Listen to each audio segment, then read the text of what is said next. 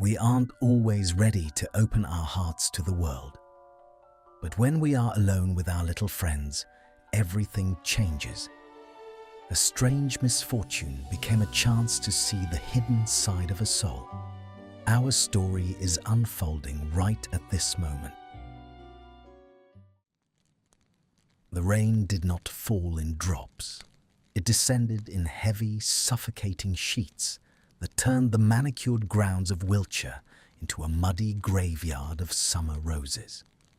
Hermione Granger, or the creature that had once been her, dragged a heavy, sodden tail through the muck. Her heartbeat was a frantic, tiny drum against her ribs. Every breath was a wet wheeze. The curse had hit her sideways, a jagged amethyst light from a cornered snatcher's wand, and the world had suddenly expanded into a terrifying labyrinth of giant stalks of grass and predatory shadows. She reached the iron gates of Malfoy Manor, not out of a desire for sanctuary, but because her legs simply ceased to function. Her vision blurred, the silver filigree of the M on the gates swimming before her golden, slitted eyes. She let out a pathetic, high-pitched cry that was lost to the thunder, her small body collapsing into the freezing sludge. She expected the cold to take her. She expected the darkness to be the final chapter of a war heroine who had survived a Dark Lord, only to be ended by a stray hex and a rainstorm. Then, the vibration of a heavy door creaking open reached her sensitive ears. The rhythmic thud of boots against stone followed. Hermione tried to hiss, to bared teeth that felt too small to do any damage, but she only managed a weak gurgle. A shadow loomed over her, blocking the occasional flash of lightning. "What have we here?" The voice was low, frayed at the edges like old silk, and unmistakably Malfoy. Hermione felt a spike of primal terror. She waited for the sneer, for the tip of a dragonhide boot to shove her back into the gutter. Instead, she felt the sudden, shocking warmth of large hands sliding beneath her belly. Draco Malfoy didn't hesitate. He pulled the shivering, mud-caked mass against the cashmere of his sweater, heedless of the filth staining the expensive fabric. "Merlin, you're half dead, aren't you?" he muttered, his breath warm against her frozen ears. He turned back toward the house, his stride long and certain.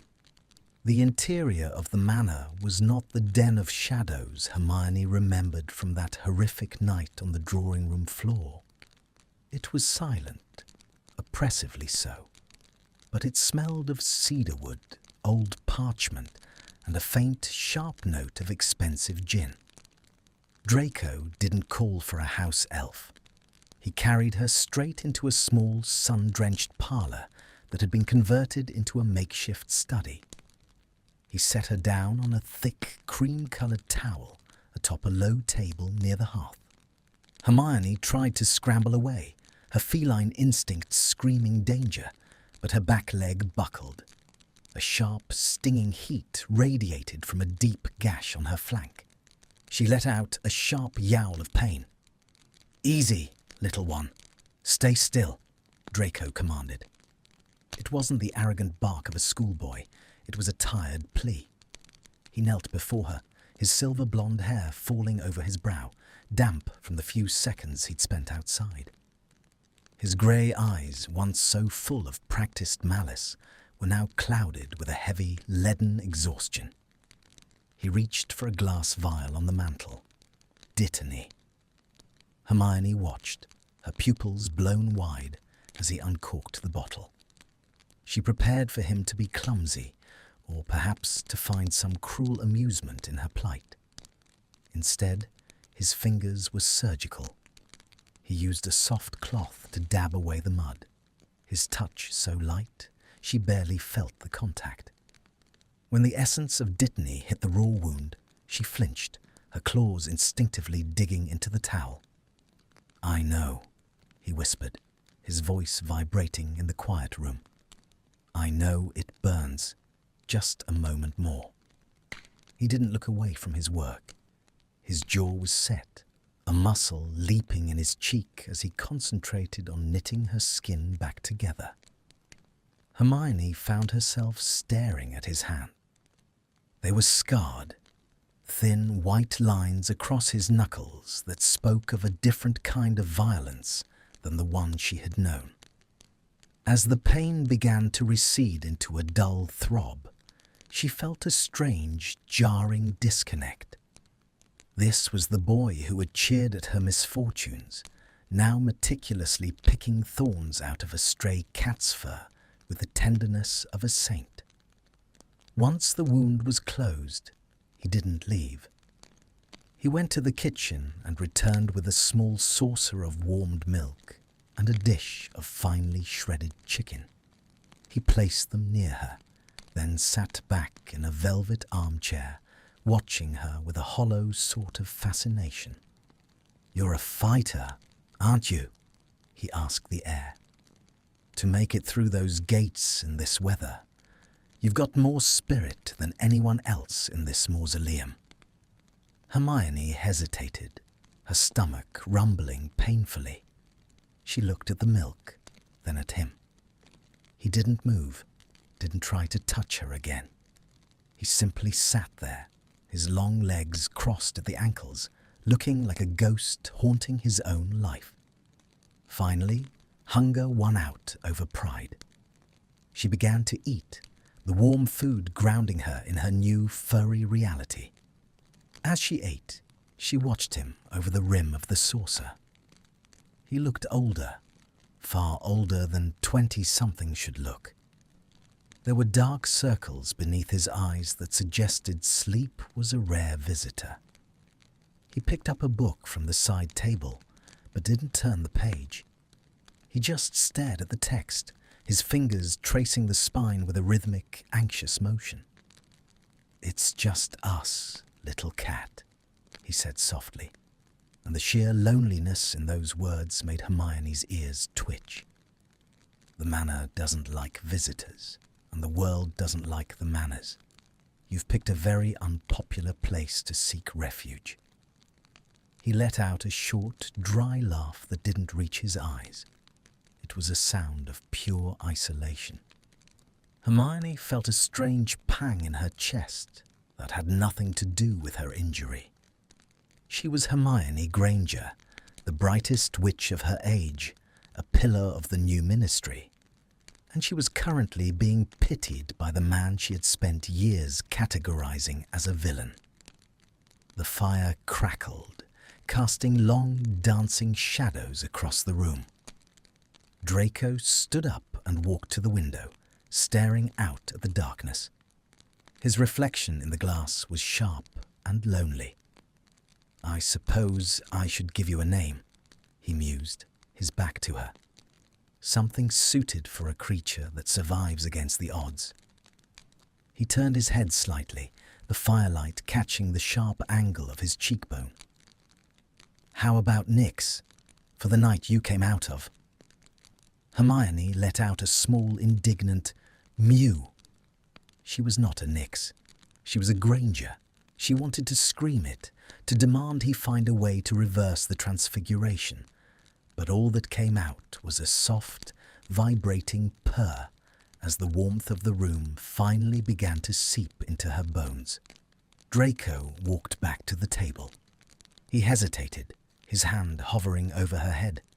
He seemed to be asking for permission. Hermione stayed still. She felt the weight of his palm as it settled between her ears. He stroked her once, twice, a slow, reverent movement. His skin was warm, and to her horror, Hermione found her head leaning into the touch.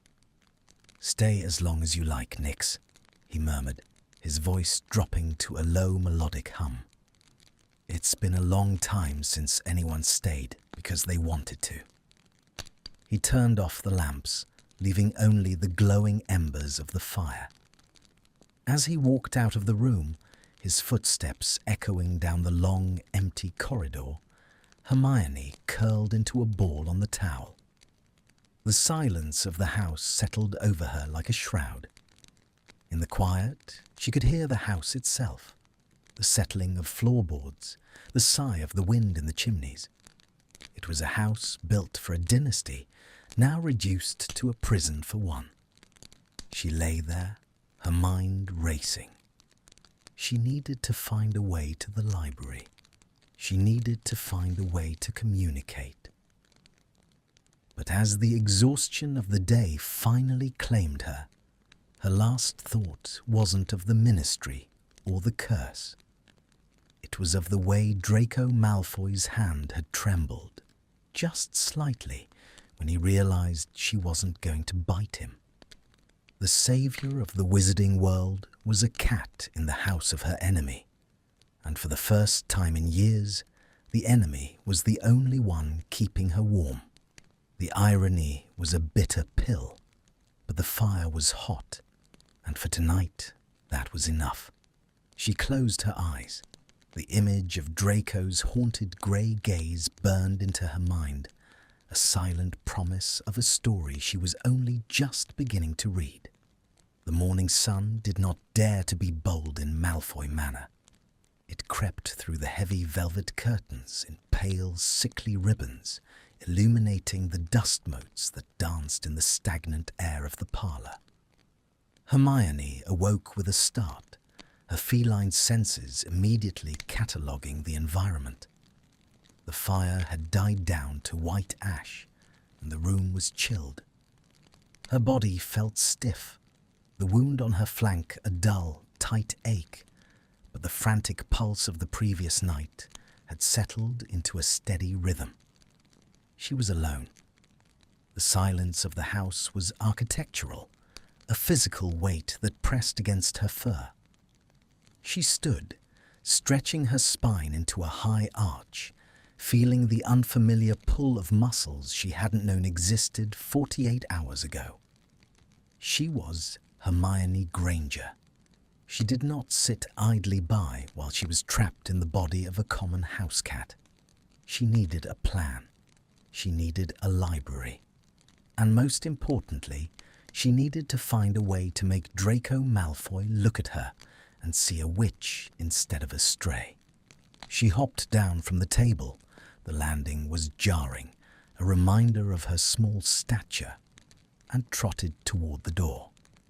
It was slightly ajar, a silent invitation, or perhaps an oversight by a man who had forgotten what it was like to share his space. The corridors of the manor were a labyrinth of cold marble and darkened portraits. The ancestors on the walls didn't sneer at her as she passed. They seemed as drained as the air of the house, their painted eyes following her with a vacant, ghostly apathy. She moved like a shadow, her paws silent on the expensive rugs, until she heard a sound, the rhythmic, metallic clink of silver against china.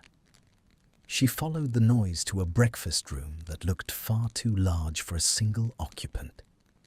Draco was there. He hadn't changed his clothes from the night before, though he had discarded his sweater. His white shirt was unbuttoned at the collar, sleeves rolled up to reveal the dark, faded ink of the mark on his left forearm. He wasn't eating. He was staring into a cup of black coffee, his thumb tracing the rim of the porcelain over and over. "You're awake," he said. He didn't look up, but his ears must have caught the tiny click of her claws. Hermione paused at the threshold. She let out a short, sharp meow, her best approximation of a greeting. Draco finally looked at her. A ghost of a smile flickered across his lips, so brief she might have imagined it. "And you're mobile. Persistent little thing, aren't you?" He reached out, picking up a small plate he had clearly prepared in advance. It held a few pieces of poached fish. He set it on the floor a few feet from his chair. "Come on then. I don't fancy having a starved carcass on my conscience. It's crowded enough as it is." Hermione approached with cautious dignity. She ate the fish, but her mind was elsewhere. She watched his feet. He was tapping his toe, a nervous, jagged energy vibrating through him. When he stood to refill his coffee, he nearly tripped over her. "Careful," he barked, the old Malfoy bite returning for a split second before it dissolved back into weariness. "You're underfoot, Nyx. A dangerous place to be." He looked down at her, and for a moment the distance between them vanished. He knelt, not to pick her up this time, but to simply be on her level. "What am I supposed to do with you? I can't exactly keep a cat. I can barely keep myself." Hermione took a gamble. She didn't move away. She walked forward and bumped her head against his knee, a firm, deliberate contact. "Look at me, Malfoy. Really look." His breath hitched. He reached out, his long fingers trembling as they brushed the fur behind her ears. "You have strange eyes," he whispered, his voice cracking. "Too much behind them. You look at me like you're judging my soul, and believe me, the cue for that is already out the door." He stood abruptly, as if the contact burnt him. He walked to a desk in the corner of the room, a heavy mahogany piece covered in scrolls and half-finished letters. Hermione followed, leaping onto the chair and then the desk with a grace that surprised her. "Hey, down," he commanded, but there was no heat in it. She ignored him. She walked across his correspondence, her paws landing on a letter addressed to the Ministry's Department of Magical Law Enforcement. It was an appeal, she realized, reading the upside-down script with her sharp feline vision. He was trying to negotiate the release of his mother's remaining dowry funds, which had been frozen since the trials. The language was stiff, formal, and utterly defeated. Draco sighed, sinking into the chair next to her. He didn't push her off. Instead, he leaned his head back and closed his eyes. "They won't answer, you know. They never do. I'm just shouting into a void, hoping the void will eventually get tired of the noise and give me back enough gold to move to the continent." He sounded so small. Not the villain who had stood on the astronomy tower, but a man who had been stripped of his armor and left to rot in the ruins of his father's pride. Hermione felt a wave of conflicting emotions. Her internal monologue, usually a crisp, organized list of facts and logic, was a tangled mess. He saved you. He is lonely. He is a Malfoy. He is hurting. She looked at the inkwell. She looked at his hand. If she could just dip a paw, if she could write one word. But she was too small, and the coordination required was immense. Instead, she sat on his letter, effectively pinning it to the desk. "You're a critic too." Draco let out a hollow laugh. He reached out and began to stroke her back, his hand moving from her neck to the base of her tail. The repetition was soothing, both for her and, evidently, for him. "Fine. No more letters today. The Ministry can wait another 24 hours to ignore me." He picked her up then, tucking her against his chest. Hermione didn't struggle. She could feel the warmth of his skin through his shirt, the steady, somewhat fast beat of his heart. He walked toward the library, the very place she wanted to go, but he didn't go in to study. He went to a large window-side daybed and lay down, keeping her tucked into the crook of his arm. "Just an hour," he murmured, his voice thick with the onset of a sleep he clearly tried to fight. Just an hour of quiet. As he drifted off, his hold on her remained secure, but gentle. Hermione lay there, trapped by his weight and her own growing curiosity. This was the man the prophet called the Coward of Wiltshire. This was the man she had spent years hating. And yet, here he was, seeking comfort from a stray cat because he had nothing else left in the world. She watched the way his eyelashes cast long shadows on his pale cheeks. He looked younger when he slept, the lines of bitterness around his mouth softening. She realized then that her conflict wasn't just about the curse. It was about him. If she broke the spell, the man who let his guard down for a cat would disappear, replaced by the defensive, guarded aristocrat the world expected. She shifted slightly, her nose brushing against his jaw. He smelled like winter and faded wood smoke. "I see you, Draco," she thought, the realization settling in her chest with a heavy thud. "I see all of it." The hour stretched into 2. The house remained silent, but for the first time, the silence didn't feel like a threat. It felt like a shared secret. When Draco finally stirred, his eyes opening to find her still there, the look of pure, unadulterated relief on his face was the most heartbreaking thing Hermione had ever seen. "You stayed," he whispered, his voice a mere ghost of a sound. He didn't move to get up. He just looked at her, his grey eyes searching hers for something. Forgiveness, perhaps, or just a sign that he wasn't as invisible as he felt. Hermione let out a soft, low purr, the vibration echoing between them. The tension in the room was no longer just the absence of noise. It was the presence of something new, a slow-burning connection that defied the history of their names.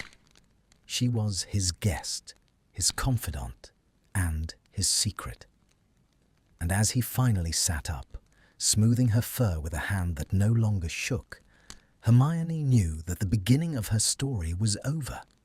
The middle, the part where things got complicated, had officially begun.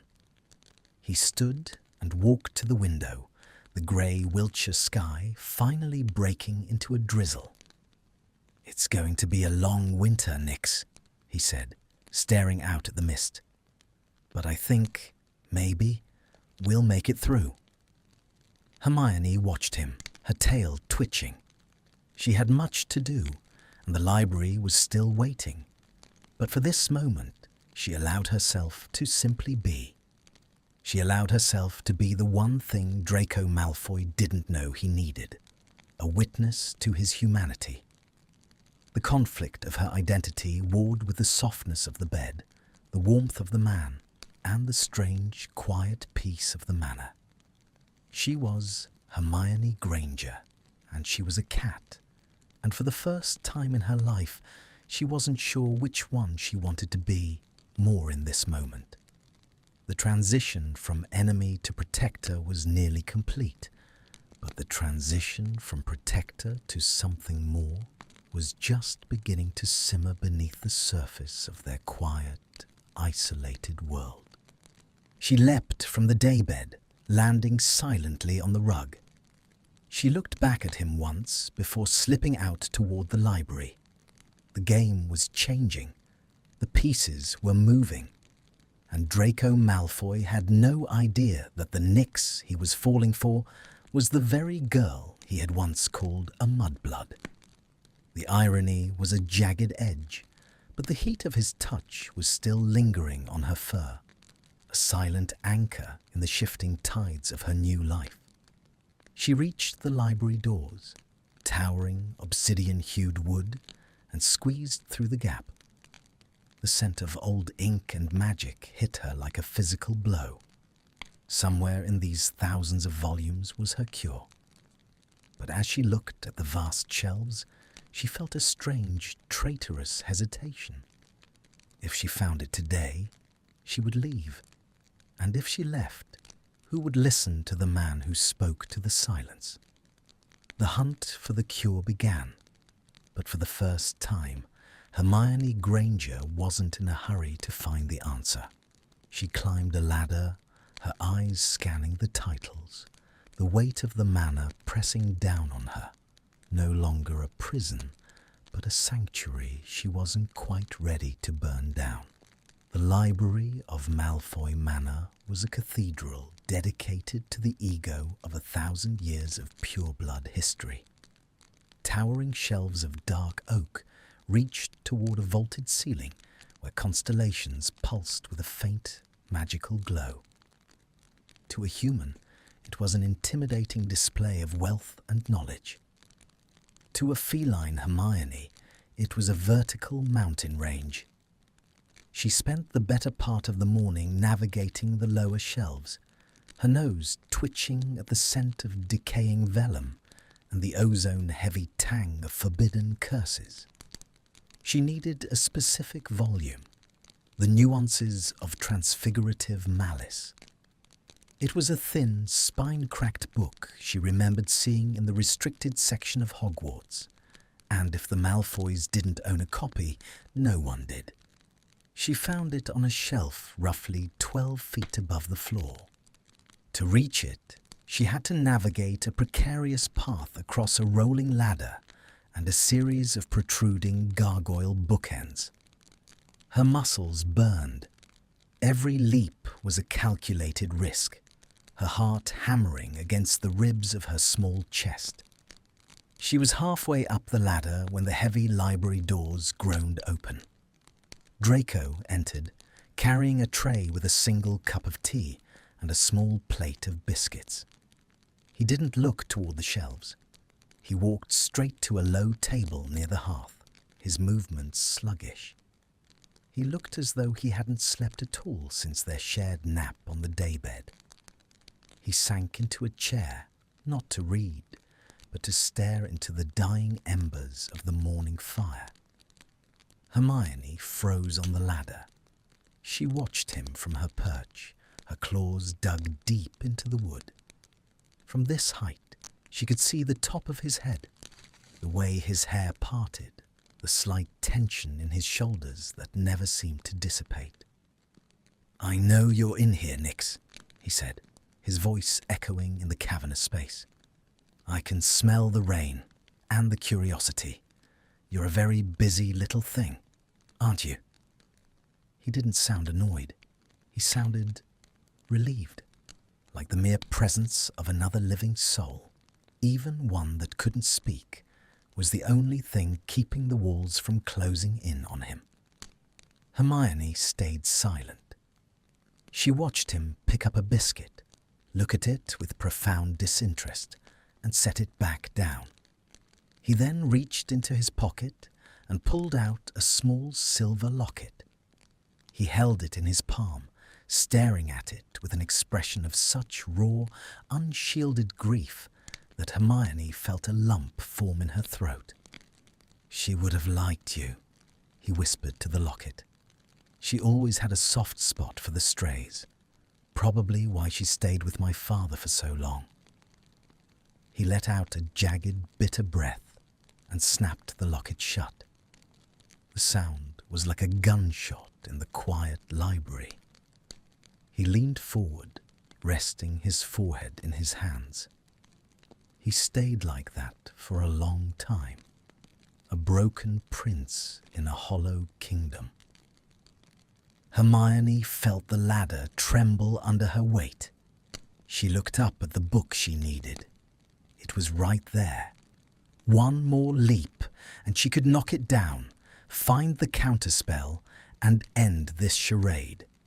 She could return to being Hermione Granger, and she could help him from the outside. She could testify for his mother's funds. She could send him letters. She could be the ministry official he so clearly needed.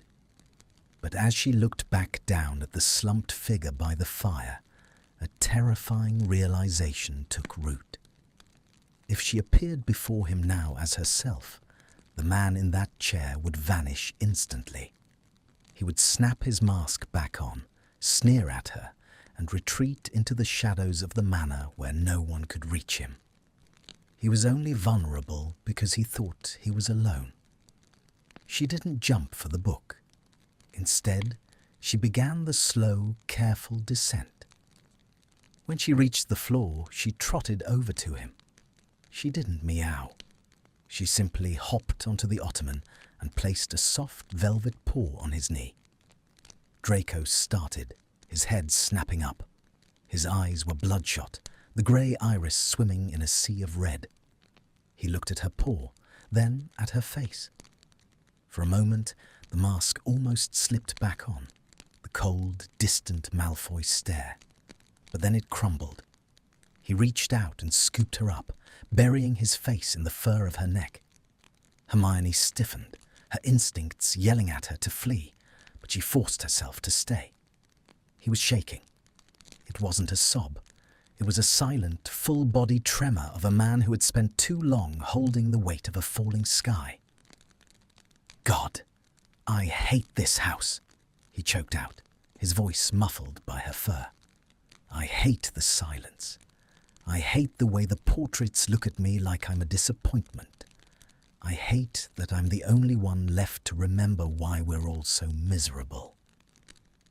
He held her tighter, and Hermione found herself leaning into him, her small heart echoing the frantic pace of his.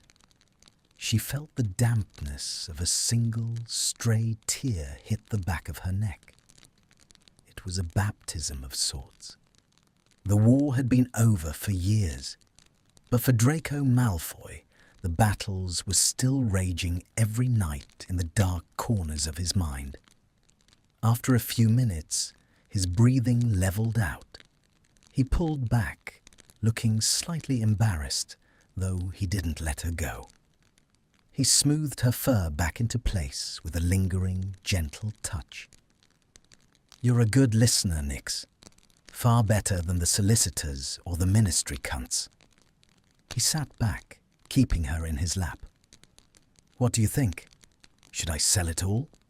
Burn it down and see if anything grows in the ash?" Hermione let out a soft, questioning chirp. She looked toward the desk, where his quill and parchment sat unused. Write to her, she thought, projecting the image with all the mental strength she possessed. Write to Andromeda. Write to your aunt. Break the cycle. Draco followed her gaze to the desk. He sighed, a long, weary sound. "I don't even know where to start.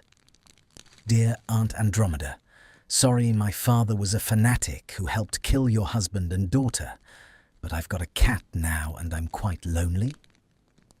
He shook his head, but the seed was planted. He picked up his tea, which had gone cold, and took a sip anyway. The tension in his shoulders had dropped an inch. "I'll tell you a secret, little cat," he said, his voice dropping to that low, intimate register that made Hermione's ears tingle. "I used to dream of leaving. Not to France or Italy, but somewhere. Ordinary. A flat in London where no one knows my name. A job where I don't have to apologize for existing. Just peace." He looked at her, and for the first time, there was a spark of something other than despair in his eyes. It was curiosity. "You don't belong here either, do you?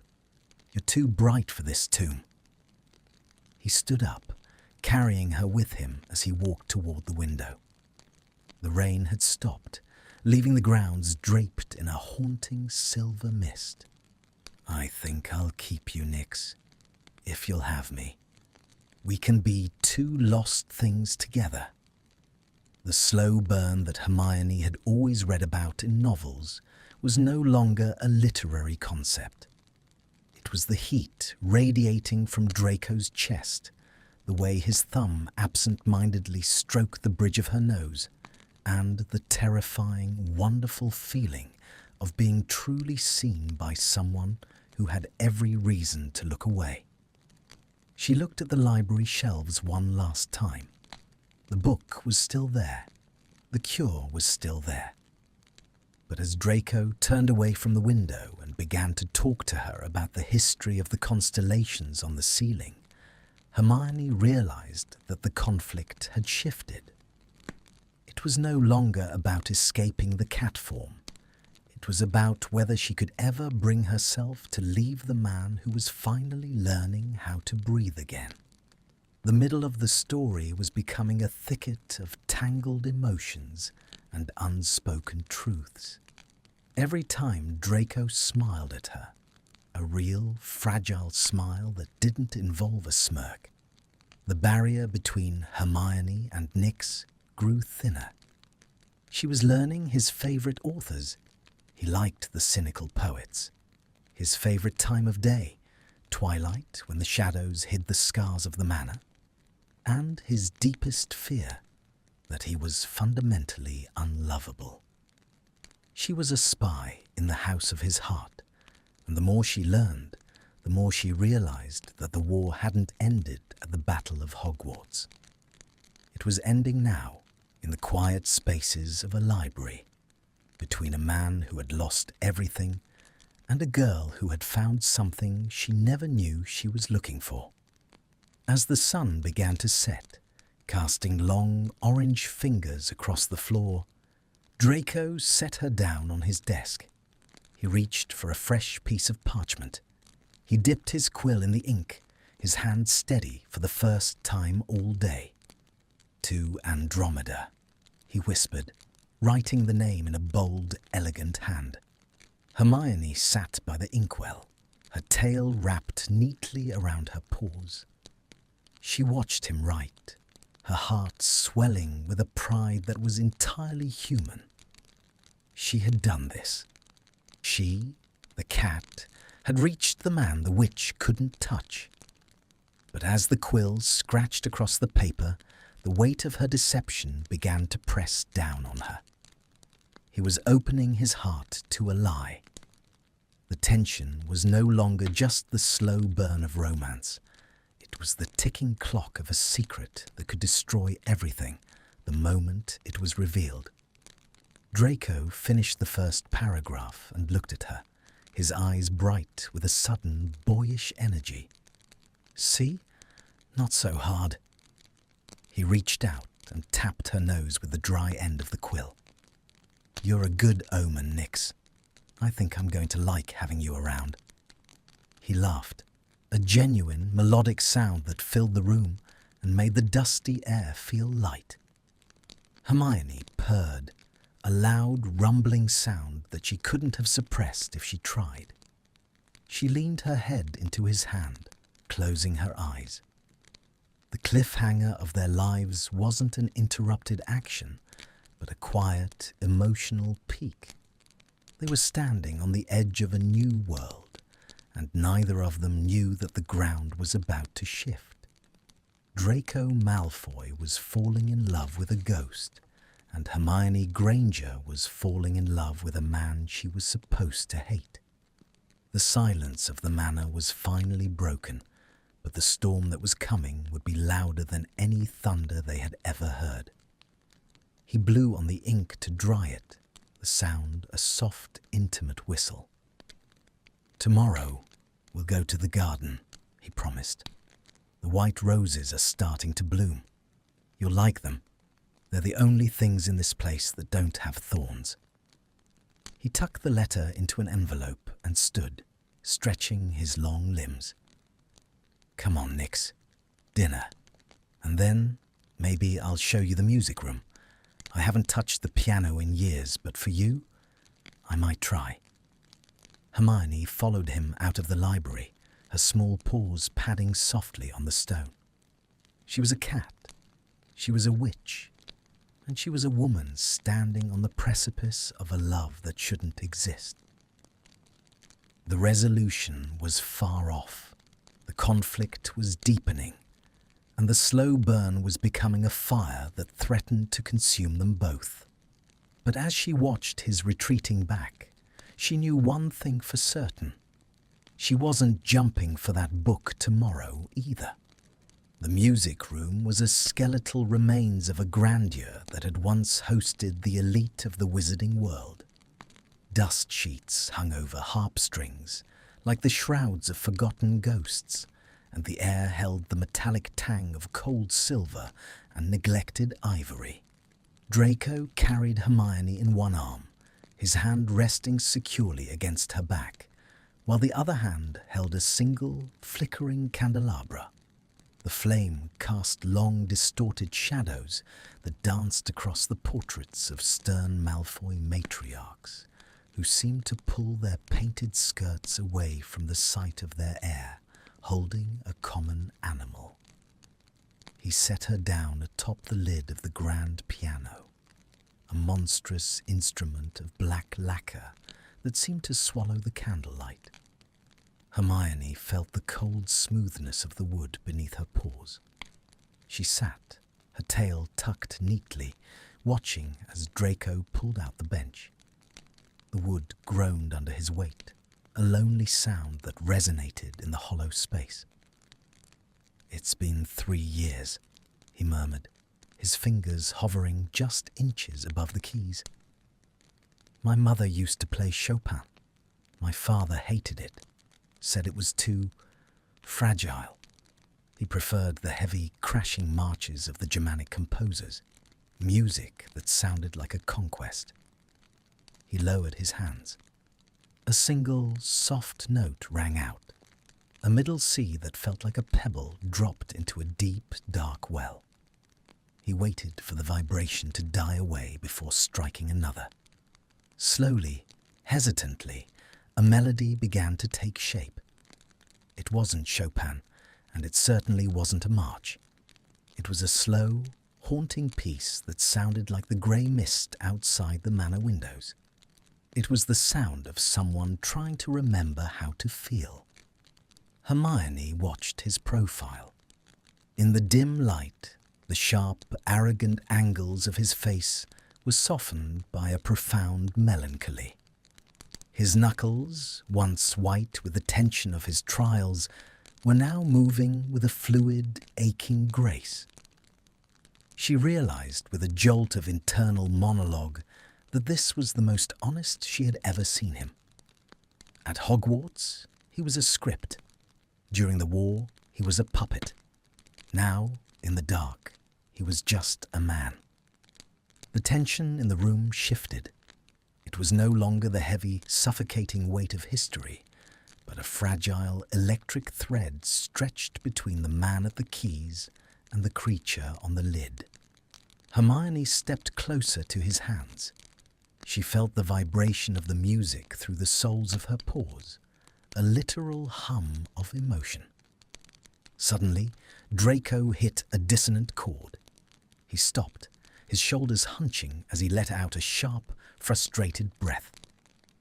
"I can't," he whispered, his voice cracking.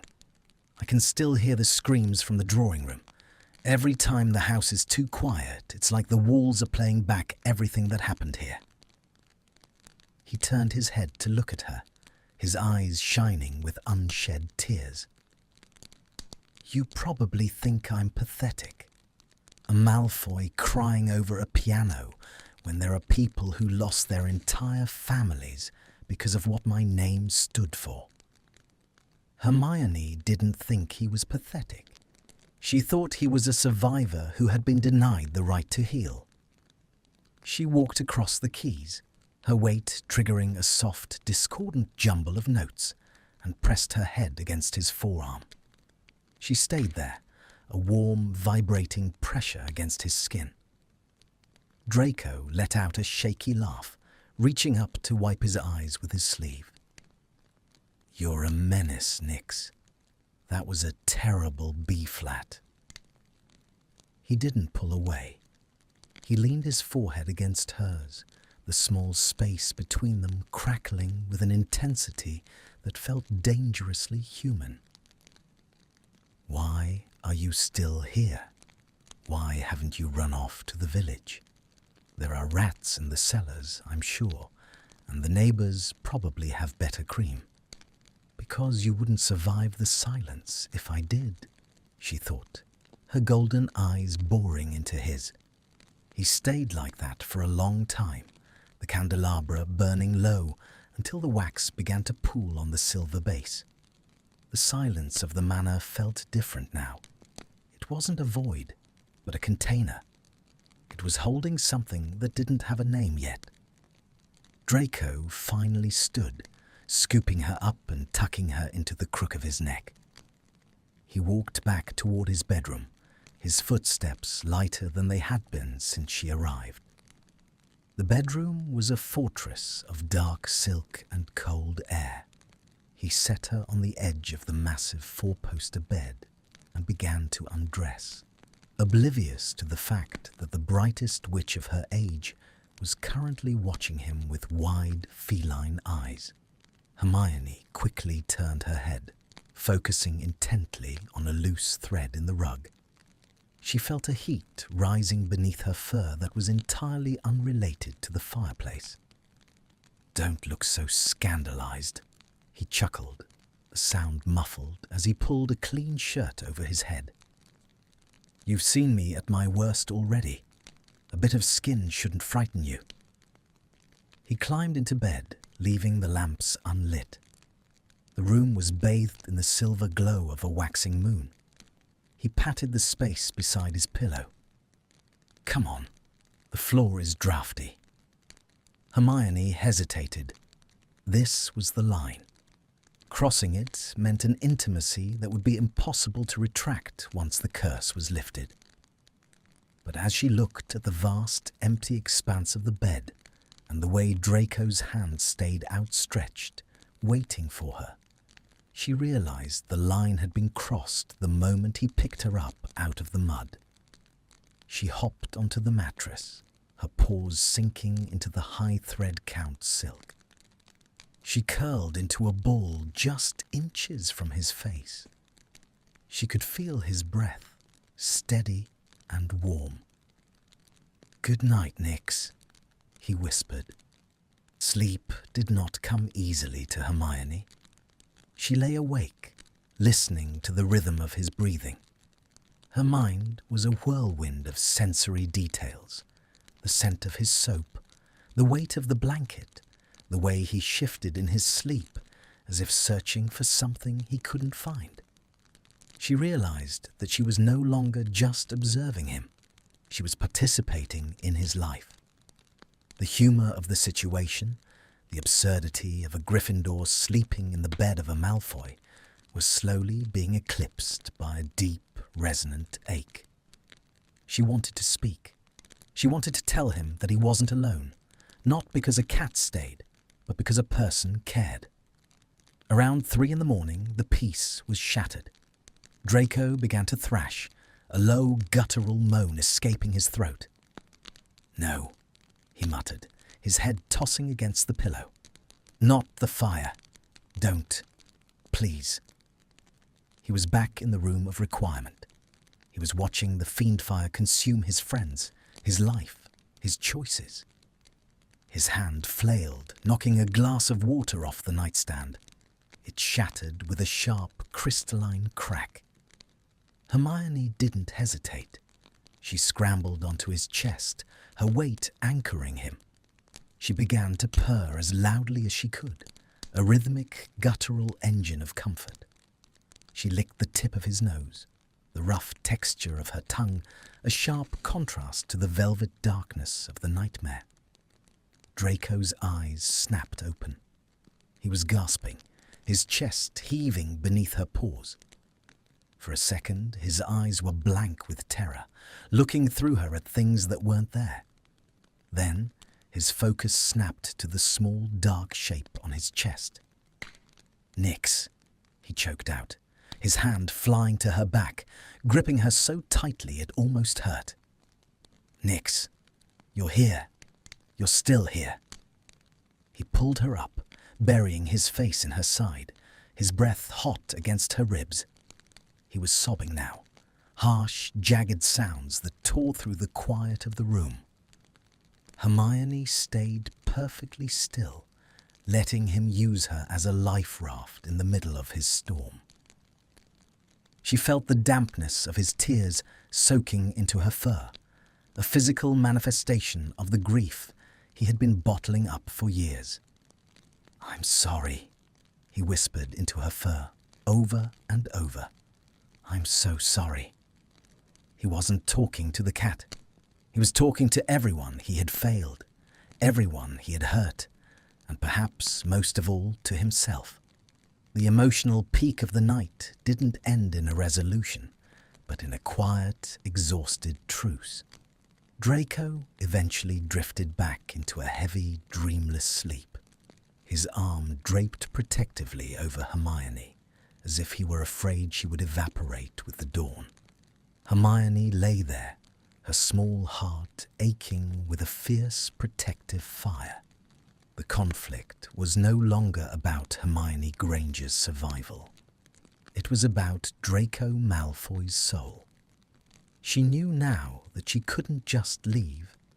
She couldn't just find the cure and disappear back into her life at the Ministry. To do so would be to abandon him to the ghosts. And she realized, with a clarity that terrified her, that she would rather be a cat in his arms than a hero in a world without him. As the first grey light of morning began to bleed through the curtains, Hermione made a decision. She wouldn't just look for a cure. She would look for a way to stay. The slow burn had become a steady flame, and the dialogue between them, though one-sided, was more profound than any conversation she had ever had in her human life. She watched the sun climb over the horizon, illuminating the dust in the room. Draco shifted, his grip on her softening but not releasing. He looked peaceful, the shadows of the nightmare gone for now. Hermione let out a tiny, soft sigh. The beginning was over, and the middle was reaching its climax. The resolution was coming, but as she watched the light play across Draco's pale features, she knew that the ending of this story would be written in the scars they both carried, and the quiet, fierce love that was blooming in the ruins of a manor that had finally found its heart. She closed her eyes, resting her head on his shoulder. For today, she didn't need a library. She didn't need a wand. She just needed to be the one thing that made the world stop hurting for him. And in the silence of the Malfoy bedroom, that was the most powerful magic of all. But beneath the peace, the clock was still ticking. The Ministry would eventually come looking for their missing golden girl. The Snatchers would eventually talk. The secret was a fragile glass, and the crack was already starting to spread.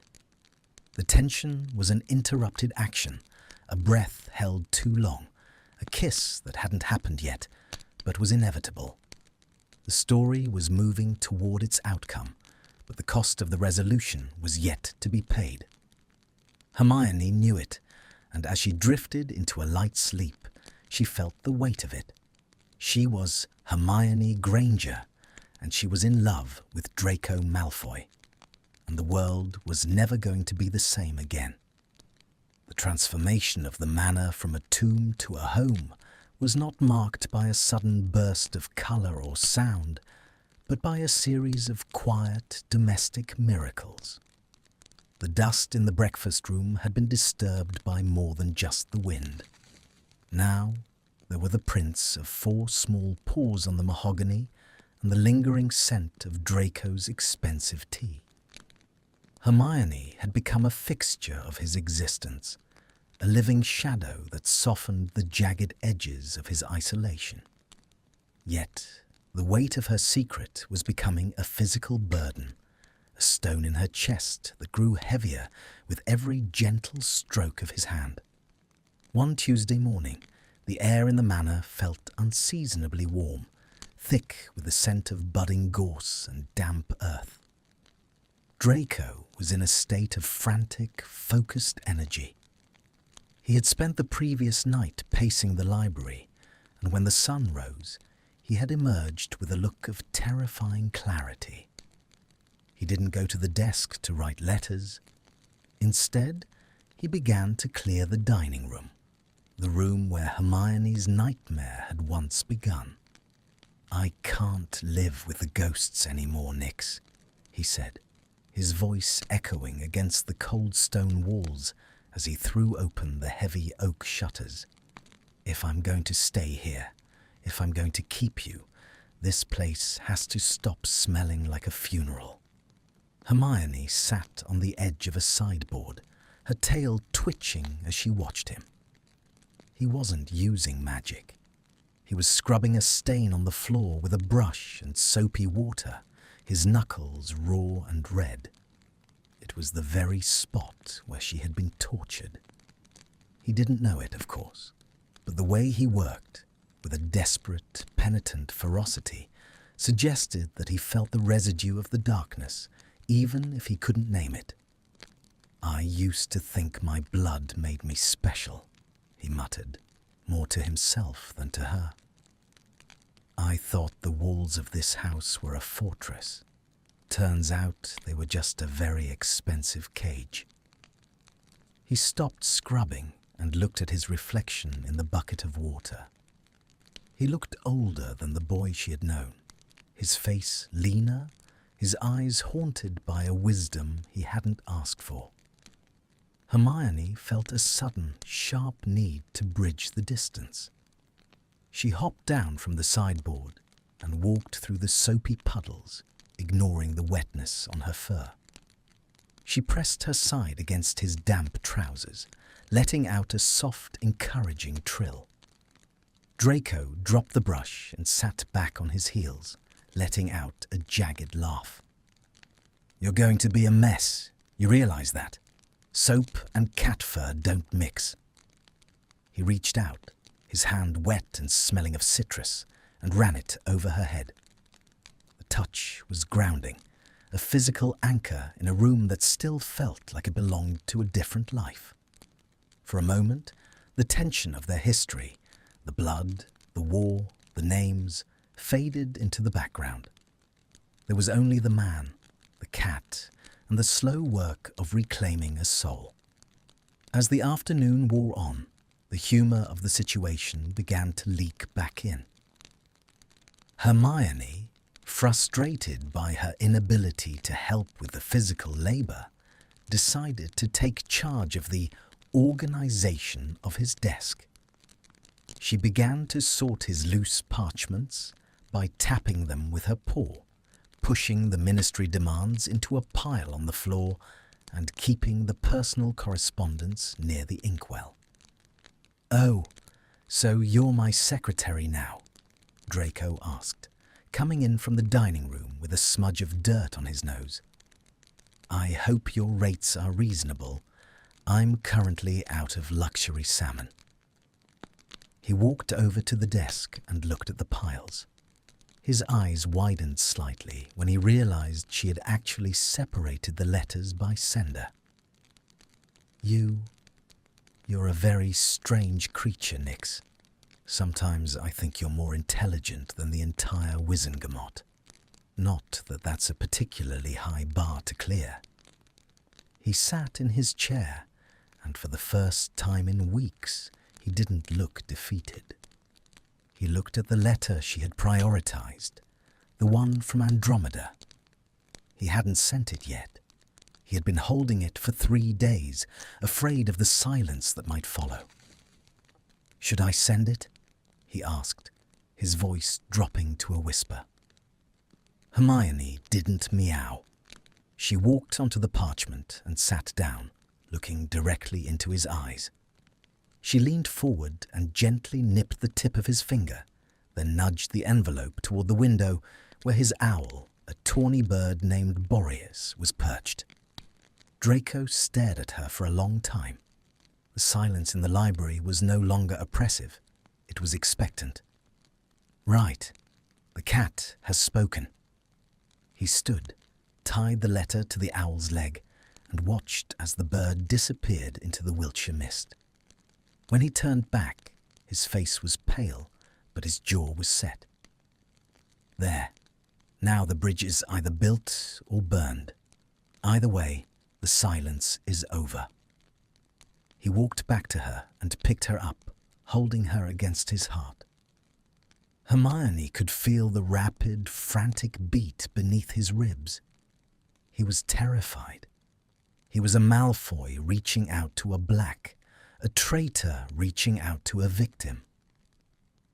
And he was doing it because a soot-colored cat had nudged him.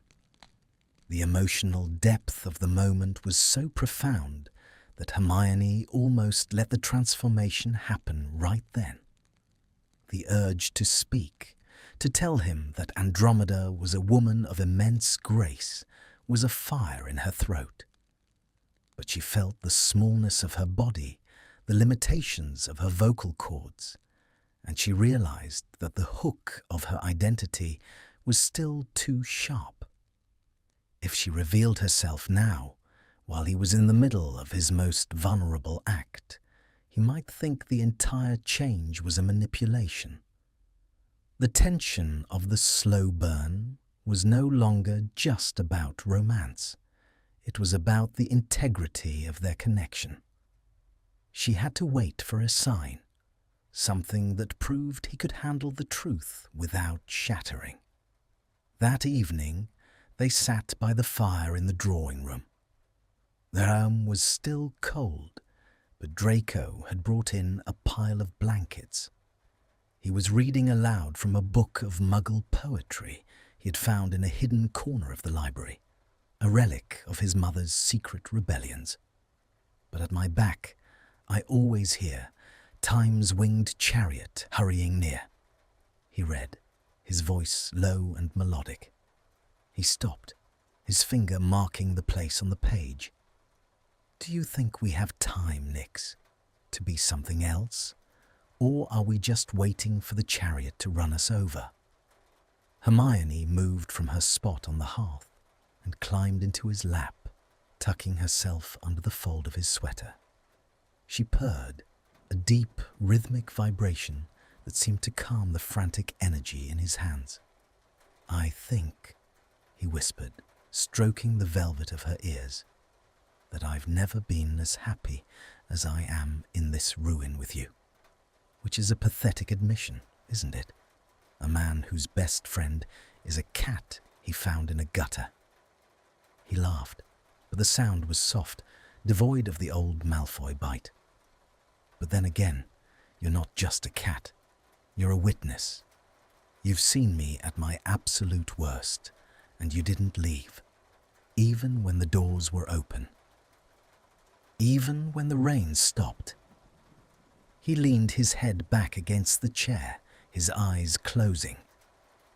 I think I'm falling for you, Nyx, in whatever way a man can fall for a spirit that has the sense to stay when everyone else had the sense to run. The internal monologue in Hermione's head was a chaotic symphony. I'm here. I'm right here. I'm not a spirit. I'm a woman who spent 6 years hating you and 3 weeks learning that I was wrong.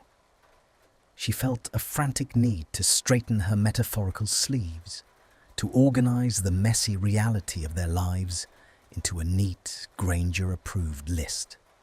The conflict was reaching its breaking point. She couldn't stay a cat forever.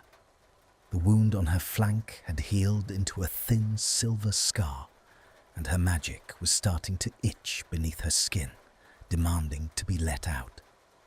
She needed to give him a sign, not just a nudge or a nip, but something undeniable. As Draco drifted into a light sleep, his hands still resting protectively over her, Hermione slipped out from under the sweater. She moved to the desk, her heart hammering. She looked at the inkwell. She looked at the blank parchment. She couldn't write with a quill. Her paws were too clumsy, but she could use her claws. She dipped her right front paw into the shallow dish of ink Draco had left out. It was a messy, undignified process, and she felt a brief flash of feline annoyance at the state of her fur. But she pushed through it. She stepped onto the parchment and, with agonizing precision, began to draw. It wasn't a word. It was a symbol, a circle, a line, and a triangle, the Deathly Hallows. It was the one thing he would recognize as a sign of something greater, something magical. It was a link to the world they both shared, a world of war and secrets and higher powers. She finished the drawing, her paws shaking from the effort. The ink was thick and black against the parchment. She looked at it, then at the sleeping man by the fire. The tension was an emotional peak that felt like the edge of a cliff. Tomorrow, when he found this, the slow burn would either become a bonfire or a pile of ash. She walked back to him, leaving tiny, ink-stained paw prints across the rug. She curled up against his side, her head resting on his arm. She felt a strange, terrifying peace. The beginning and middle were behind her. The end was coming, and for the first time in her life, Hermione Granger didn't have a plan for the outcome. She only had a hope. The chapter of her life as a silent guest was drawing to a close. The resolution of the curse was near, but the resolution of their hearts was still an unwritten page. As she fell into a restless sleep, she could still hear the winged chariot of the ministry, of the past, of the truth. But for tonight, there was only the warmth of his breath and the smell of citrus and soap. The conflict was clear. The truth would either set them free or tear them apart. And as the fire died down to embers, the ink on the desk began to dry, a silent message waiting for the dawn. Hermione closed her eyes, her last thought a silent prayer that the man who had cured a stray would have enough room in his heart to forgive a liar. The story was no longer a humorous romance. It was a high-stakes gamble on the nature of forgiveness. And the first part of the outcome was only a sunrise away. The dawn broke over the Wiltshire hills in a bruise of purple and cold gold. Inside the library, the air was held in a crystalline tension, a bated breath that seemed to vibrate between the ink-stained parchment on the desk and the two figures by the hearth. Draco was the first to stir. He groaned softly, the stiffness of a night spent in an armchair manifest in the slow, cracking stretch of his shoulders. His hand instinctively went to the spot beside him, searching for the warmth of the soot-colored fur. Hermione was already awake, perched on the edge of the desk, her heart a frantic bird trapped in a cage of ribs. She watched him. This was the moment of collision, not a physical strike, but the impact of two realities finally forced into the same space. Draco stood, blinking against the light. He wandered toward the desk, intent on finishing the dregs of his tea, when his gaze snagged on the parchment. He froze. The humor that usually colored their morning interactions evaporated. His face went a shade of white that made his skin look like unbaked porcelain. He didn't touch the paper at first. He leaned over it, his hands gripping the edge of the mahogany until his knuckles were ghostly. The symbol of the Hallows stared back at him, jagged, slightly smudged, but unmistakable. "Nix," he whispered, his voice sounding like it was being squeezed through a narrow throat. He looked at the cat, then back at the ink.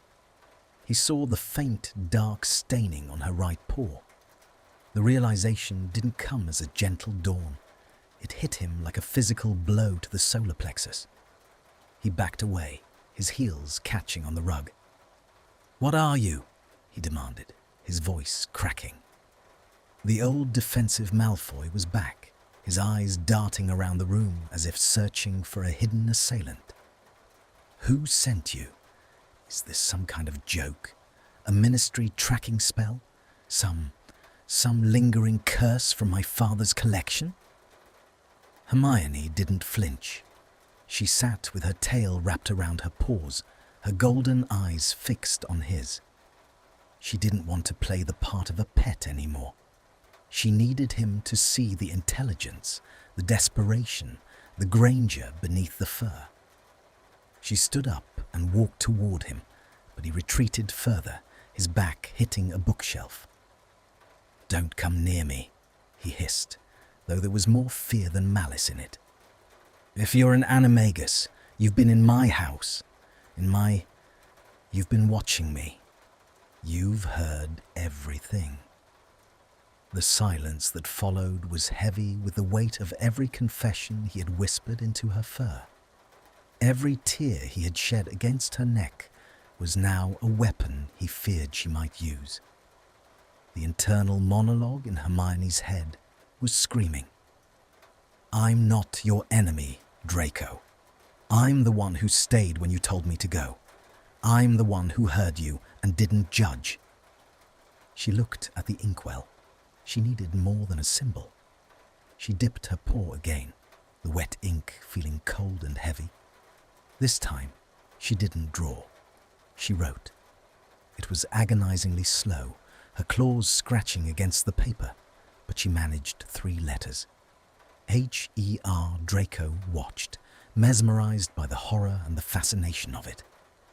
He stepped forward, his breath coming in shallow hitches. He looked at the letters.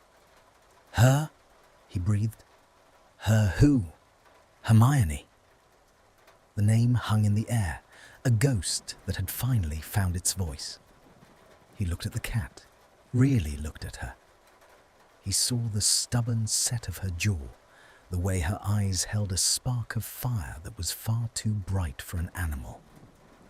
He remembered the girl who had punched him in the face 3rd year, the girl who had bled on his floor, the girl whose absence from the ministry had been the headline of the Prophet for the last 2 weeks. "Granger!" The word was a plea. Hermione let out a soft, low meow, a sound of affirmation that felt like a bridge finally snapping into place. Draco sank to the floor, his knees giving out. He didn't reach for her. He covered his face with his hands, a jagged, broken laugh escaping his lips. Of course it's you. Who else would be so bloody persistent? Who else would sit and listen to me rot and not have the decency to leave?" The tension in the room was no longer the slow burn of mystery. It was the raw, exposed nerve of a secret revealed. He stayed on the floor for a long time, his shoulders shaking. When he finally looked up, his eyes were wet, but the fear had been replaced by a crushing, profound exhaustion. "How?" he asked. "How do I break it? I'm not a master of transfiguration, Granger. I'm just a man in a house." Hermione hopped down from the desk and walked to the bookshelf. She pointed with her clean paw toward the upper shelf, toward the volume she had scouted days ago, the nuances of transfigurative malice. Draco followed her gesture. He stood, his movements mechanical, and pulled the book down. He blew the dust off the cover, his fingers trembling as he turned the pages. If this is a dark curse, it requires a specific catalyst. It's not just a wand wave. He read in silence for 20 minutes, the only sound the turning of vellum and the frantic thud of Hermione's heart. He stopped at a page near the end. His face went completely still. The restoration of the human form after a malicious animalistic shift, he read aloud, his voice barely audible, requires the recognition of the soul beneath the skin by one who has provided sanctuary, and a moment of genuine, uncoerced intent from the protector to restore the protected. He looked at her, the book heavy in his hands. "I have to want you to be human again. I have to let go of the only thing that's made this house feel like a home." The conflict was laid bare. As long as she was a cat, she was his.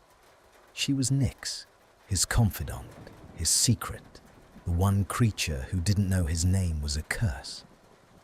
If she became Hermione Granger, she was a war hero, a ministry official, and a woman who had every right to walk out the door and never look back.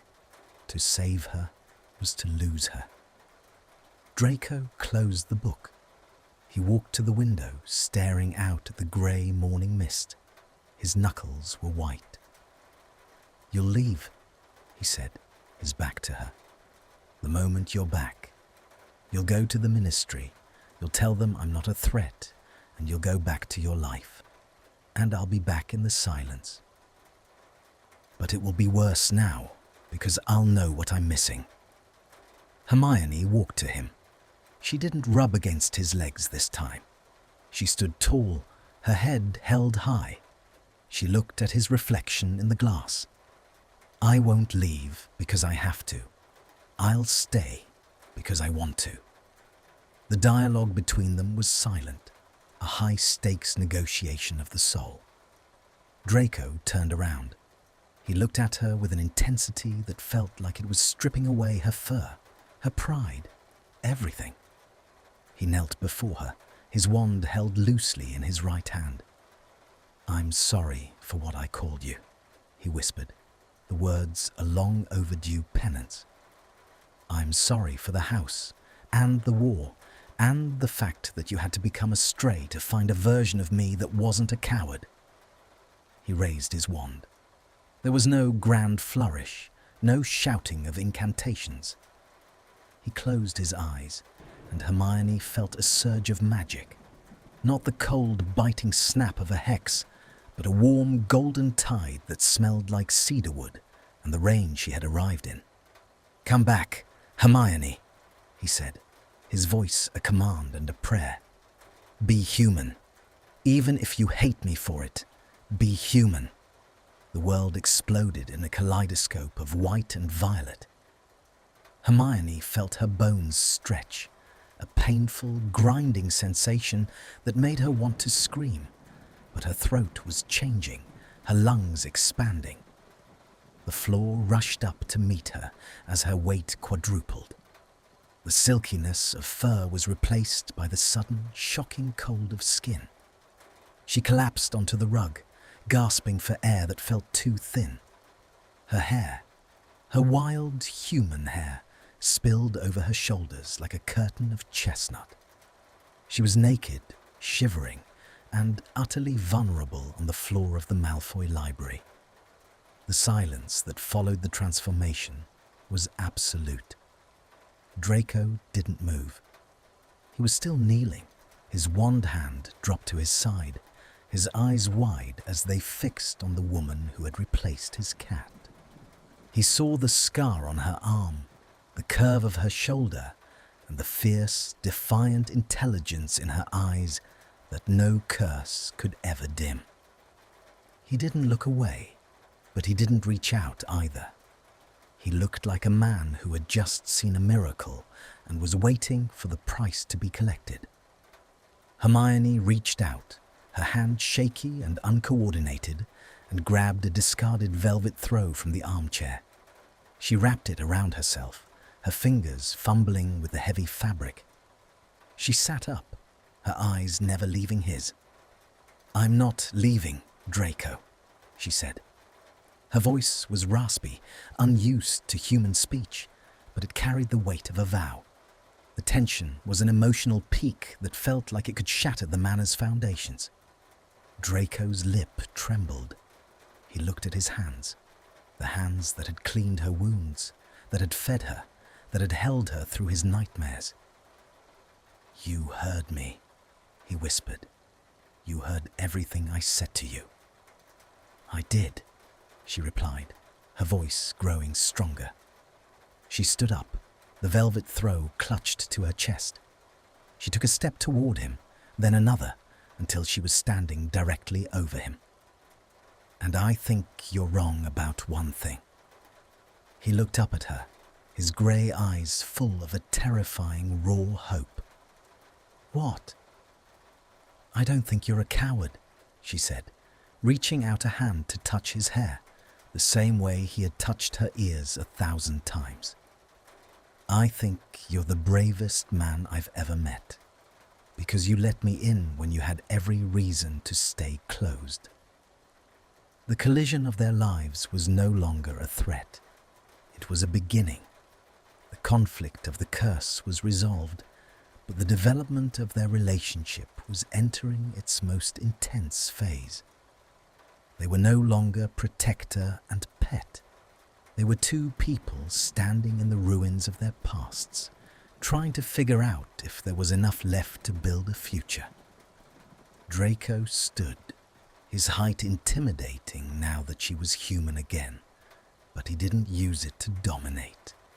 He stayed a respectful distance away, his hands clenched at his sides. "I don't know how to do this, Granger. I don't know how to be this." "We'll learn," she said, a small, tired smile touching her lips. "But first, I think I'd like some tea, and maybe a pair of trousers." The humor, light and fragile, broke the tension. Draco let out a breath he seemed to have been holding for a lifetime. He nodded, a sharp, quick motion. "Right. Tea. And trousers. I believe my mother left some things in the West Wing." He turned to leave, but stopped at the door. He looked back at her, his expression a mix of awe and terror. "You're really here?" "I'm really here," she confirmed. As he walked out, Hermione sank into his armchair, the velvet throw still warm with the scent of him. The house was still silent, but it wasn't the silence of a tomb. It was the silence of a house waiting for the next word to be spoken. The outcome was in sight. The slow burn was reaching its peak, and for the first time in years, Hermione Granger wasn't thinking about the ministry. She was thinking about the man who had just saved her life, and the man she was going to save in return. The resolution was coming. But for now, in the quiet of the morning, there was only the sound of her own human heart, beating a steady rhythmic promise against the silence of Malfoy Manor. The transition from the four-legged intimacy of a pet to the stark, vertical reality of being a woman was a jarring descent into self-consciousness. Hermione stood in the center of the library, the heavy velvet throw clutched around her shoulders like a makeshift toga, feeling the draft of the ancient stone floors against her bare ankles. The room, which had seemed like a vast playground of shelves and shadows just an hour ago, now felt small, charged with a frantic, invisible current. Draco returned 10 minutes later. He didn't enter the room immediately.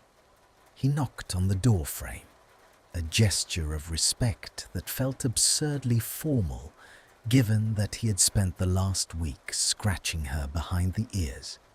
He held a bundle of clothes, cream-colored silk and dark wool, and a pair of leather slippers that looked small enough to fit her. "I found these in a guest suite," he said, keeping his eyes firmly fixed on a point somewhere near her left shoulder. "They belonged to a cousin. They're clean." He set the clothes on the ottoman and retreated toward the fireplace, turning his back to give her privacy. Hermione moved with a gingerly grace, her human limbs feeling heavy and uncoordinated. She discarded the velvet throw and pulled on the silk blouse. It was cool against her skin, smelling faintly of lavender and the dry metallic scent of a closet that hadn't been opened in decades. The trousers were a bit long, but she cuffed them with a sharp, decisive flick of her wrists, a motion that felt like a return to herself. As she dressed, she watched his back. He looked like a statue carved from salt, his shoulders rigid, his hands buried deep in his pockets. The internal monologue that had been a constant hum in her feline brain now crystallized into sharp, articulate thoughts. He is terrified. He thinks the spell breaking was the end of the story. He thinks I am a guest who is about to check out. "You can turn around now, Draco," she said. He did, and the look that crossed his face was one of profound, painful recognition. He wasn't looking at a stray cat or a symbol on a page. He was looking at Hermione Granger. The wild hair, the stubborn set of her mouth, the sharp, inquisitive light in her eyes. It was a collision of past and present that seemed to rob him of the ability to breathe. "You look..."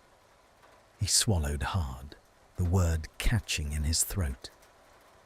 "You look like you're about to give me a lecture on the proper way to brew draught of living death." A small, genuine laugh escaped her. It was the first human sound she had made in his presence, and it acted like a solvent on the tension between them. "I might.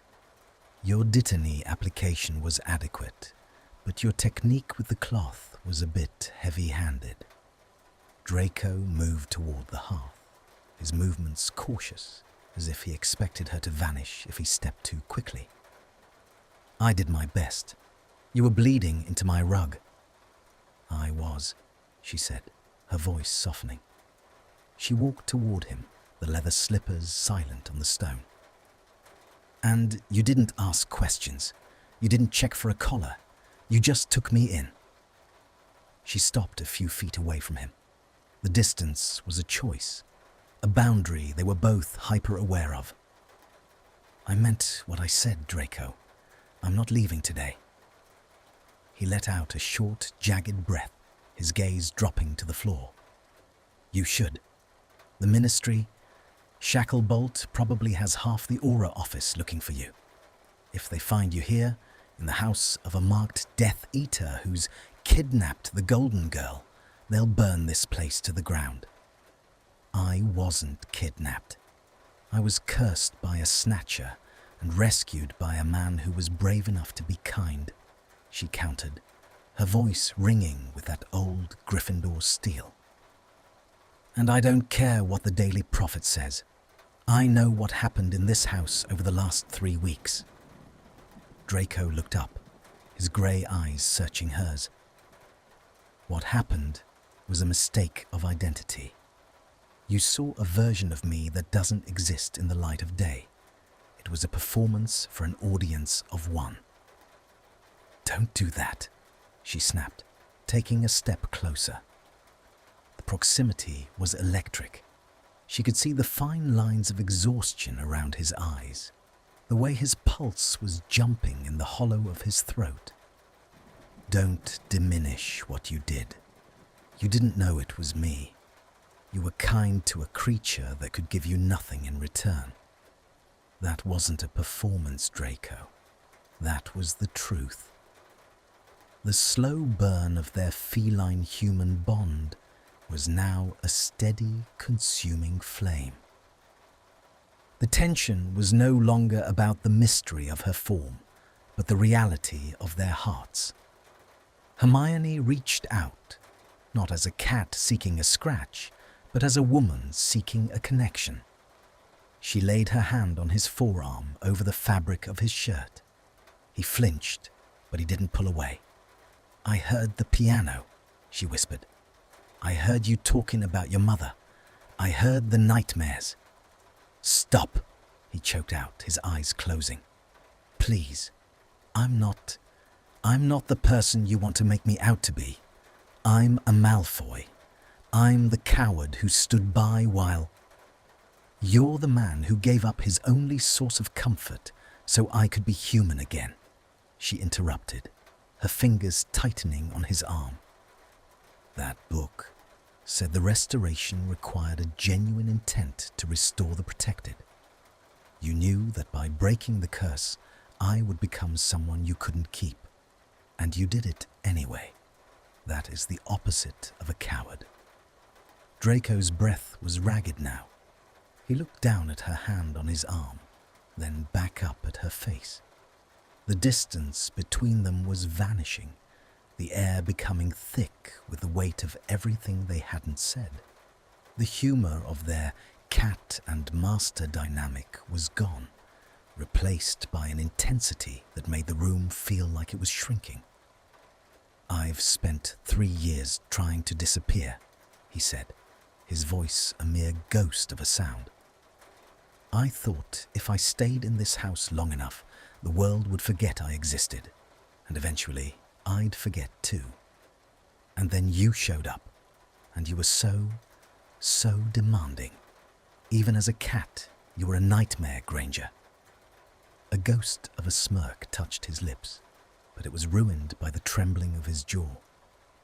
"You made me want to wake up, and I don't know how to forgive you for that." "Then don't forgive me," she whispered. "Just stay awake." The resolution of the scene felt like a taut string finally snapping. Draco reached out, his hand hovering near her cheek, his fingers tracing the air as if he were afraid she was made of smoke. When he finally made contact, his skin was hot against hers. He cupped her jaw, his thumb brushing the corner of her mouth. The internal monologue in Hermione's head had finally fallen silent. There were no lists, no plans, no logical deductions. There was only the heat of him and the profound, aching silence of the manor that was no longer lonely. "I can't be what you need, Hermione," he said, but his actions belied his words as he leaned closer, his forehead resting against hers. "You already were," she replied. The collision was inevitable. It wasn't a seesaw of emotions. It was a steady, gravity-driven pull. Draco closed the final inch of space, his lips meeting hers in a kiss that was desperate, clumsy, and overflowing with years of repressed grief and sudden, terrifying hope. It tasted like the tea they had shared and the winter that was finally breaking. Hermione stood on her tiptoes, her hands sliding up his chest to tangle in his hair. She pulled him closer, her body molding against his, the silk of the blouse a thin barrier between them. She felt him groan against her mouth, a sound of surrender that made her heart soar. This was the end of the beginning. The curse was lifted, the secret was out, and the man had been found. But the conflict of the world outside still loomed. They were standing in the heart of a ruin. For the first time, the foundation didn't feel like it was rotting. It felt like it was being rebuilt, stone by stone, kiss by kiss. When they finally pulled apart, they were both breathless, their eyes wide and bright with the shock of what they had just done. Draco didn't look away this time. He kept his hands on her waist, holding her as if she were the only solid thing in a shifting universe. "The ministry will be here by sunset," he whispered, his forehead still against hers. "Once you use my fireplace to call them, the bubble breaks. The world comes back in." "Let them come," Hermione said, her voice steady. "I'm the one who survived the Snatchers. I'm the one who was lost, and I'll tell them exactly who found me." She reached up and smoothed his hair, her touch lingering. "But before they get here, play the piano for me again. Not a march, not something for your father, just something for us." Draco looked at her, and the leaden exhaustion that had clouded his eyes for years seemed to lift, replaced by a fragile, tentative light. He nodded, a slow, graceful motion. "For you," he agreed. They walked out of the library together, their hands entwined. The manor was still large and it was still scarred, but as they moved through the corridors, the shadows didn't seem quite as long. The humor of their situation, the the cat who became a queen, the prince who became a man, lingered in the air like the scent of roses. The story was approaching its outcome.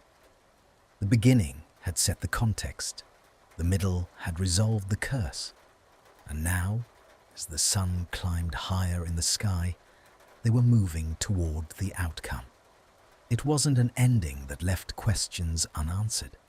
It was a resolution that promised a new set of questions, questions they would answer together. As they reached the music room, Draco sat at the piano. He didn't hesitate this time.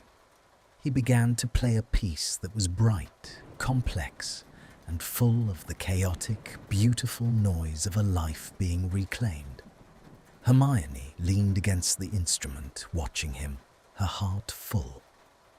The slow burn had reached its climax, and the fire it left behind was warm enough to heat the entire manor. They were no longer the people the war had made them. They were something else, something new. And as the music filled the room, drowning out the ghosts and the silence, Hermione Granger knew that she hadn't just survived a curse. She had discovered a truth that was more powerful than any magic, that even in the darkest foundations, something beautiful can grow if someone is brave enough to stay and water the ruins. The cliffhanger of the next part wasn't a threat of violence, but the threat of a future they were both finally ready to face. The manor windows were open, and for the first time in years, the air inside was exactly the same as the air outside, fresh, cold, and full of the promise of spring. The music faded into the grain of the wood, leaving a silence that no longer felt like a vacuum. It was a contemplative quiet, the kind that follows a long overdue rain. Draco sat with his hands still resting on the ivory keys, his head bowed. The afternoon light caught the silver of his hair, turning him into something radiant and terrestrial all at once. Hermione stayed by his side, her hand resting on the polished black lacquer of the piano, watching the way his chest rose and fell with each steady breath. "It's time, isn't it?" he asked softly, without looking up. "It is," Hermione replied. They both knew the clock had run out. The Ministry's absence of communication regarding their star researcher had likely shifted from curiosity to a full-scale crisis. The wards of Malfoy Manor, while ancient and formidable, would not stay silent forever against a determined Aura task force. Draco stood, moving with a deliberate slowness, as if trying to memorize the specific atmospheric pressure of the room. He turned to her, his expression a complex tapestry of resolution and the lingering fear that this was all a fever dream brought on by too much solitude. The flue in the drawing room is connected directly to the Ministry's main atrium. It's monitored, but it's the fastest way, he explained. He reached into his pocket and pulled out a small leather pouch of flue powder, offering it to her like a peace treaty. "You go first. If I follow immediately, it looks like a pursuit. If I stay, well, I'll wait for the knock on the front door." Hermione didn't take the pouch. Instead, she stepped into his space, closing the gap until she could feel the heat radiating from his chest. "I'm not going back alone, Draco, and I'm certainly not leaving you here to be knocked on by an Aura squad that thinks you've committed a felony. Granger, be sensible," he pleaded, though his hands instinctively found her waist again. "Your reputation is pristine. Mine is a shipwreck. If we walk out of that green flame together, the narrative writes itself in the worst way possible. For your sake, you need to be the victim who escaped." "I am Hermione Granger," she said, her voice dropping into that low, dangerous register that had once terrified Ron and Harry. I don't need a narrative written for me. I write my own. And the truth is that I was saved by you. I will not start this, whatever this is, by letting you hide in the shadows again. She took the pouch from his hand, her fingers lingering against his palm. We go together. We tell them the truth. And then, I'm coming back here for dinner. Draco's eyes widened, a flicker of genuine shock crossing his face. Back here? You'd come back to this mausoleum. It isn't a mausoleum anymore, she said, reaching up to adjust the collar of the silk blouse he'd given her. It's just a house, and I think it needs some better lighting. Maybe some books that don't try to bite you. A small, breathless laugh escaped him. He looked at her with a wonder that was almost painful to witness. You're terrifying. Has anyone ever told you that? Daily, she smirked. They walked toward the drawing room, the site of so many of their individual and shared horrors. But as they entered, the room felt different. The windows were still open, the spring breeze stirring the heavy curtains, and the spot on the floor where Draco had scrubbed the stone looked clean, not just of dirt, but of the weight of the past.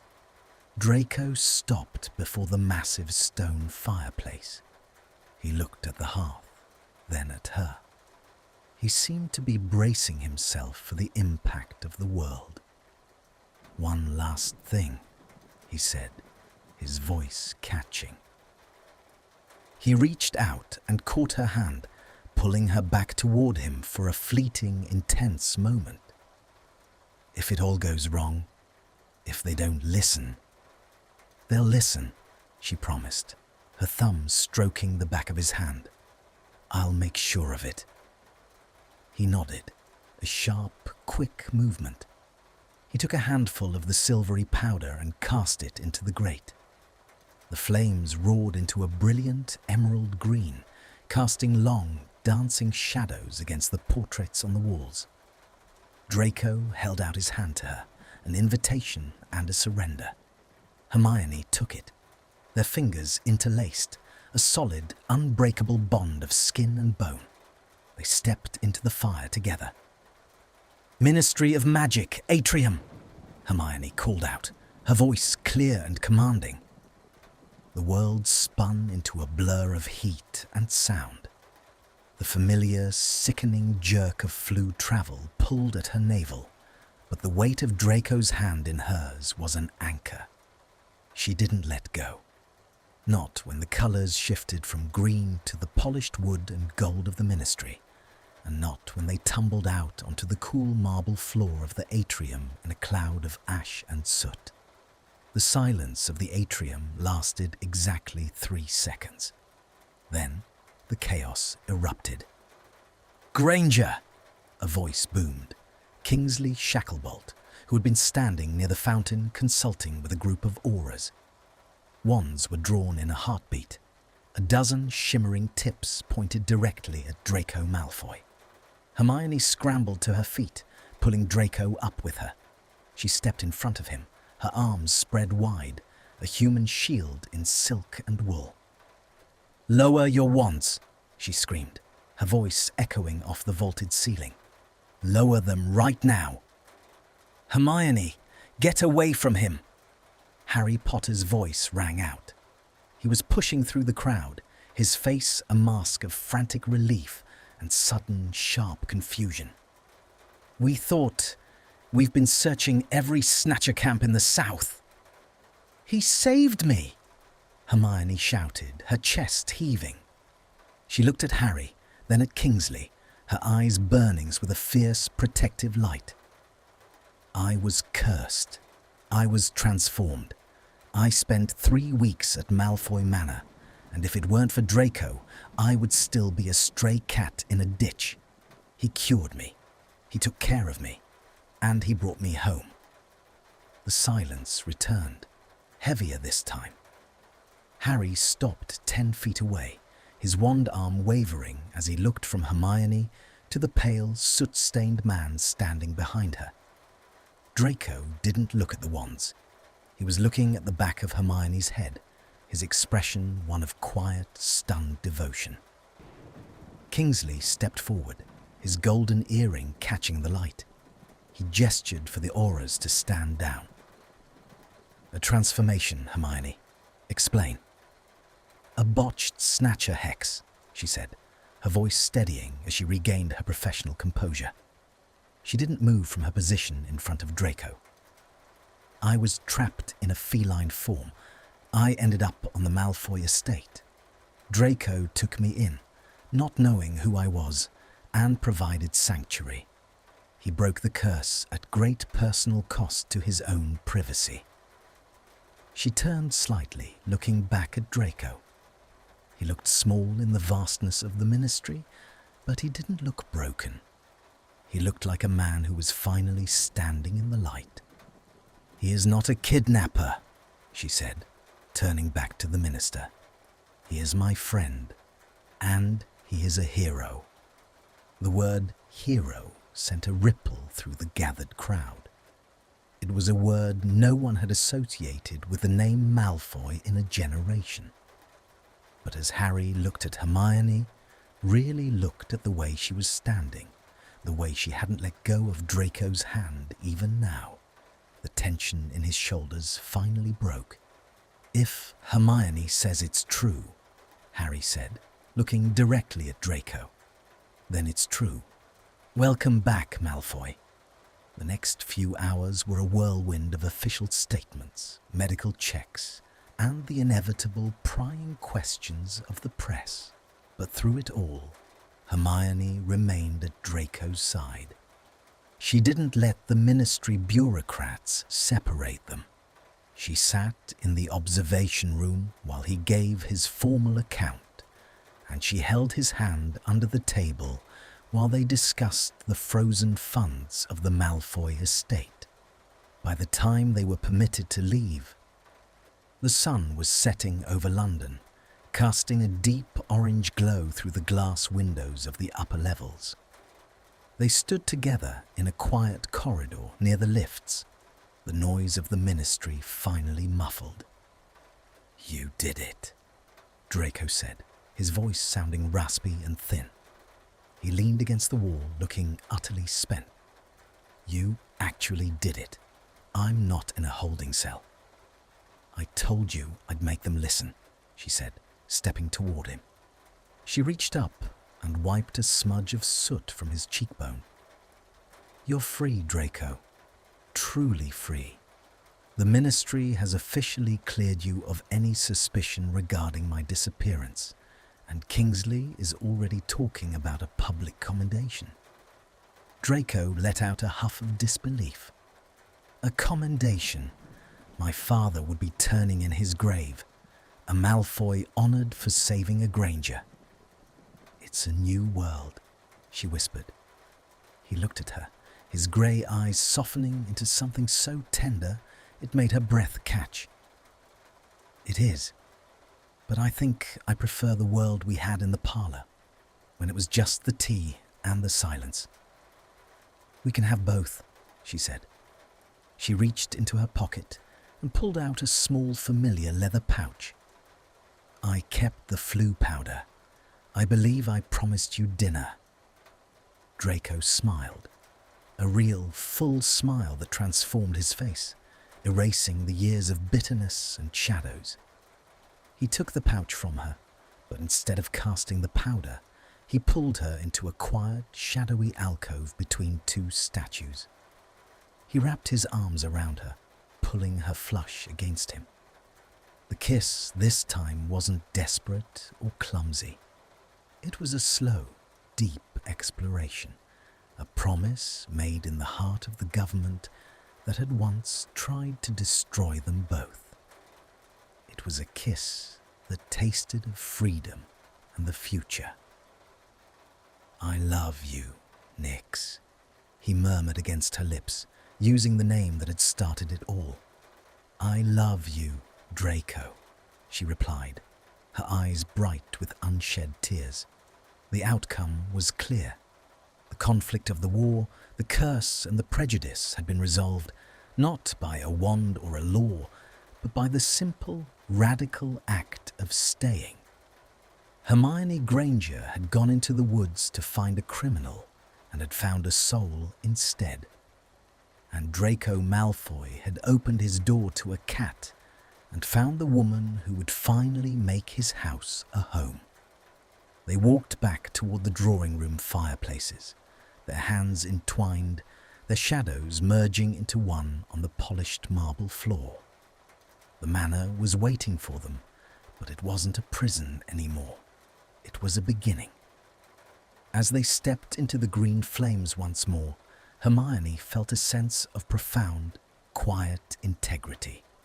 The story had a beginning, a middle, and an end.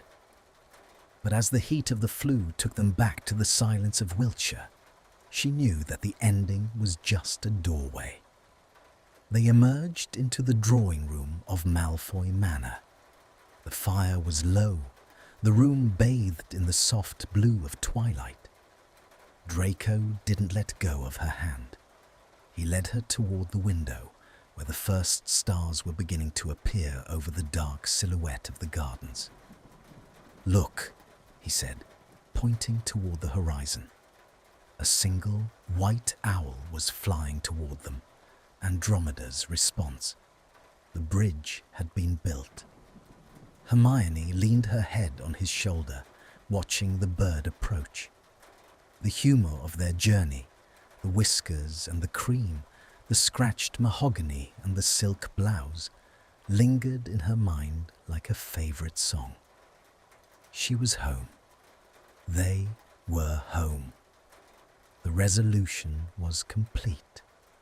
The ghosts were gone, the doors were open, and the silence was finally, beautifully full of life. Thank you for staying with me until the end. This story is about many things. It is about a girl in a cat's body, it is about an old house with dark secrets, but mostly it is about being seen. Draco Malfoy was a man who felt invisible. He thought the world only saw his mistakes. Hermione was a girl who saw the truth. She stayed when she could have left. She lowered him when he felt unlovable. We all have moments when we feel like strays. We feel lost in the rain. We feel trapped in a silence we didn't choose. I hope this story reminds you of one thing. Even in a darkness ruins, something beautiful can grow. You are never too broken to be healed. You are never too lost to be found. Be kind to the strangers you meet. They might be the magic you are looking for.